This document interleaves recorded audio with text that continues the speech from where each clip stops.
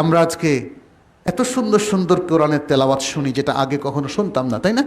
অনেক সুন্দর তেলাওয়াত, অনেক ভালো ভালো হাফেজ, বিশ্ববিখ্যাত হাফেজও আছে, আমাদের বাংলাদেশের হাফেজরাও আছে।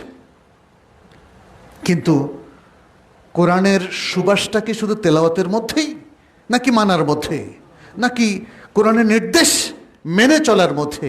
বিশ্বাস করেন, কোরআনের তেলাওয়াত শুনে মন জোড়ালে কাজ হবে না যদি না কোরআনের নির্দেশ আমরা মেনে চলি।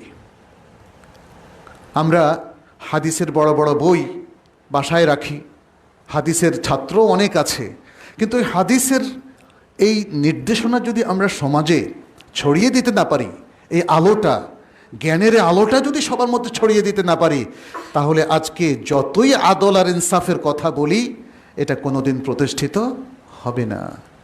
মানুষ জ্ঞানটাকে গুরুত্ব দিতে হবে। মুসলিমরা কোরআন সুন্নাহকে গুরুত্ব দেয়, কারণ ইসলাম মানেই কোরআন সুন্নাহ।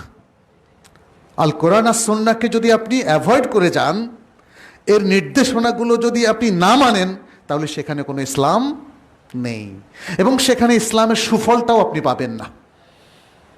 এই জিনিসগুলো বুঝতে হবে আমাদের। ইসলাম মানে হচ্ছে আল কোরআন এবং আস সুন্নাহর নির্দেশনা, এবং এই নির্দেশনাকে মানলেই আপনি ইসলামের সুফল পাবেন, অন্যথায় পাবেন না। এই জন্য মুসলিম সমাজে